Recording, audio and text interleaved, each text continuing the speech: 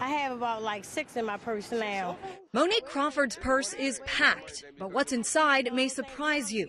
She's been able to get multiple cell phones for free.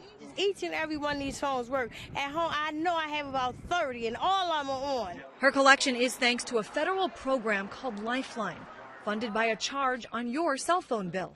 It's resulted in nearly 18 million people already receiving federal assistance getting free cell phones. The program was originally intended to ensure everyone has access to 911 service, but even Crawford admitted is being abused. So just how long did it take to get these phones? 5-10 minutes to get this one just now, and I walked out with this one just now. The effort may be minimal, but the price tag is substantial.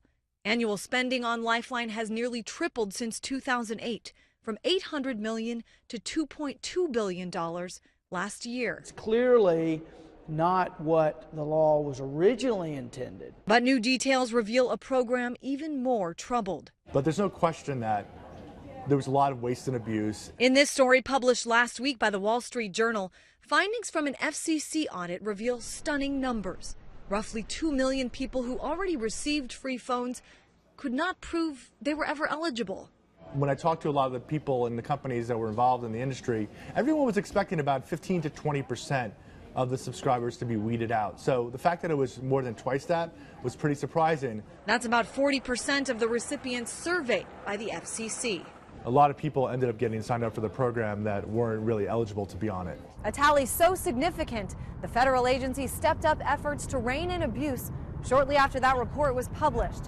Just this week, they started sending out notices to people who received more than one phone. Perhaps the biggest problem with this program is that there were duplicate accounts. People had multiple Lifeline services from either the same company or from different companies, including some who had up to 10 phones registered to the same addresses. It's a move Wall Street Journal reporter Spencer Ante says the FCC hopes will result in big savings. They expect that over the next 3 years that up to $2 billion could be saved from cutting down on waste and abuse and potentially fraud. Cutback supported by Congressman Tim Griffin, who introduced legislation last year to eliminate cell phones from the Lifeline program altogether. If we can't cut this, then we're in big trouble when it comes to cutting other wasteful spending, because this is easy. That bill so far has stalled.